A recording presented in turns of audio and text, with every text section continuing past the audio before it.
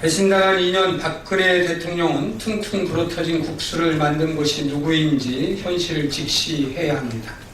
내일이면 박근혜 대통령 취임 만 2년을 넘어서게 됩니다. 박근혜 정부 2년은 자신만이 옳다는 독선과 국민과 소통하지 않는 불통의 리더십으로 민생 경제는 무너지고 국민 행복 대신 국민 걱정의 2년이었습니다.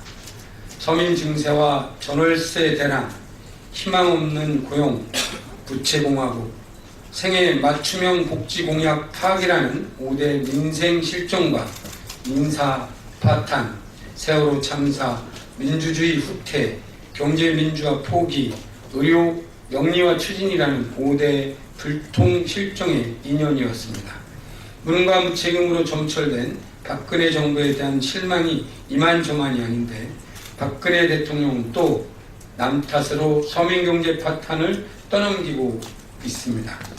박근혜 대통령이 어제 청와대 수석비서관 회의에서 우리 경제를 생각하면 저는 좀 불쌍하다는 생각도 든다.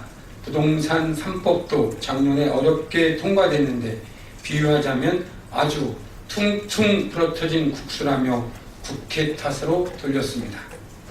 국정의 정점에 있는 대통령이 집권 2년 경제 파탄의 책임을 내 탓이오라고 말해도 시원찮을 판에 정치권의 책임을 돌리는 것은 바람직하지 않습니다. 경제를 불쌍하게 생각하는 것이 아니라 국민들에게 행복을 만들어줄 책임이 대통령에게 있는 것입니다. 누가 퉁퉁 불어터진 국수를 만든 것인지 국민들이 평가하고 있습니다. 박근혜 대통령 2년, 국민 10명 중 1명만이 행복하다고 생각하는 현실을 직시하기를 진심으로 바랍니다.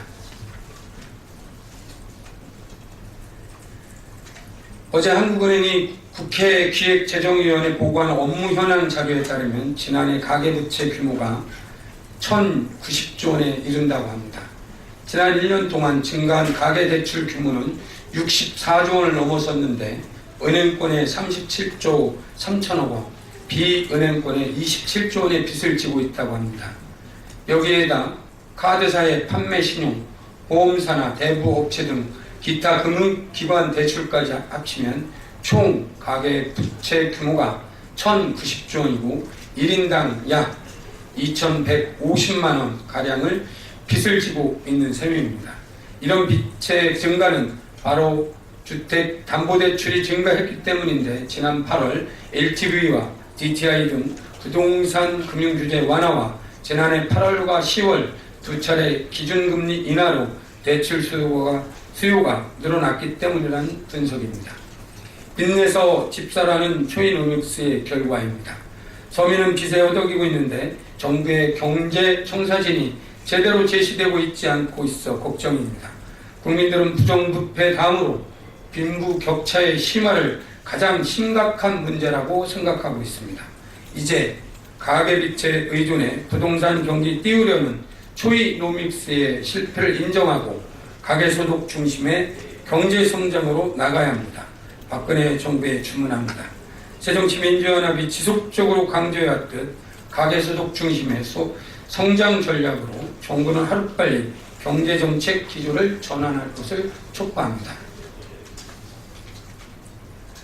해외 자원개발 국정주사 거짓말의 주가 조작 의혹까지 밝혀져 이명박 전 대통령을 비롯한 청문회 증인 채택은 불가피하게 되었습니다.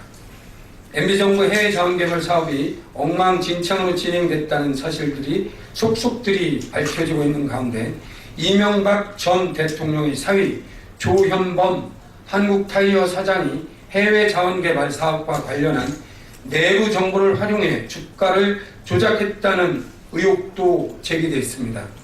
2007년부터 해외 자원개발 사업을 시작하는 회사들의 투자 공시를 앞둔 시점에서 매입하여 작게는 338%에서 1700%까지 주가가 급등해 시세 차익을 노린 것이 아니냐는 의혹이 제기되고 있습니다. 투자의 비제가 아니라 내부 정보를 활용해 부당한 경제적 이익을 얻은 경우라면 분명 잘못된 것입니다. 이명박 전 대통령과 그의 사위 조현범 사장은 이런 문제들이 제기된 만큼 국정조사 청문회에 출석해 명명백백 사실관계를 밝혀야 할 것입니다. 현재 국정조사는 에너지 공기업들과 정부 부처의 업무 보고를 받고 있는데 투자 규정에 맞추기 위해 통계를 조작하거나 부풀리거나 이사의 보고에서 빼먹는 불법 행위들을 자행했다는 사실이 드러났습니다. 거기에 기준도 없는 웃돈을 얹어주었다는 사실이 밝혀진 데다가 공사에서 외국에 줬다는 보너스를 어디에도 입금한 기록이 없는 경우까지 나타났습니다. 덧붙여 최경환 경제부총리는 지식경제부 장관 당시 승인한 캐나다 하베스트 인수에 아무 책임이 없는 것처럼 말해왔지만 사실상 인수를 지시하고 관여했다는 감사원 진술 자료가 전격 공개되기도 했습니다. 도대체 무엇 때문에 이렇게 무리한 해외 자원 개발을 진행했는지 의문투성입니다. 앞으로 업무보고 후 에너지 공기업 3사에 대한 청문회 및 종합청문회 등이 예정되어 있는 만큼 문제가 제기된 모든 사람들은 예외 없이 증인으로 출석해야 합니다. 새누리당은 국민 열세 낭비의 책임에 떳떳하다면 제대로 된 증인 출석에 합의할 것을 촉구드립니다. 오늘 오전 9시 새정치민주화 의원총회에서는 2월 임시회 종료를 일주일 앞두고 중점적으로 처리할 법률 25가지에 대한 보고 말씀이 있었습니다.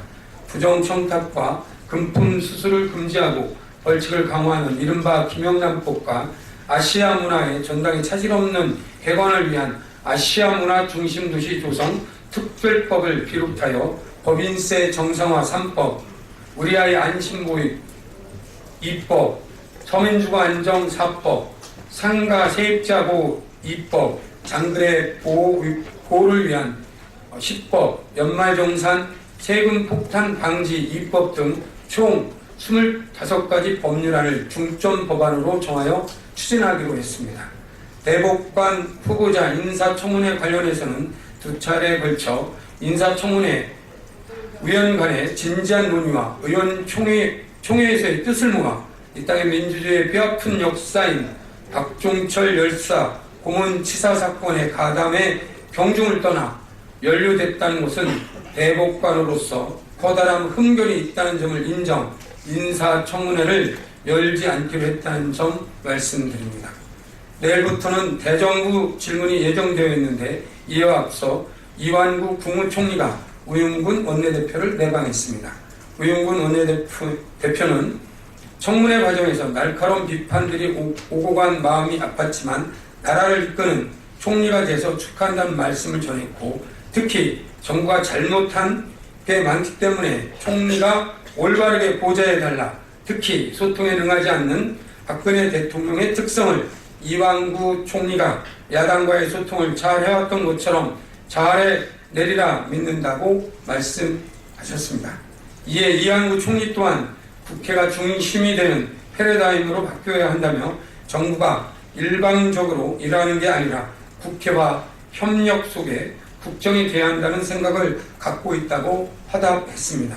새정치민주연합은 박근혜 정부의 제2기 총리인 이완구 총리의 국정기조에 대해 내일부터 열리는 대정부 질문에서 국민을 대신하여 꼼꼼히 점검해 나갈 것이라는 점 국민들께 말씀드립니다.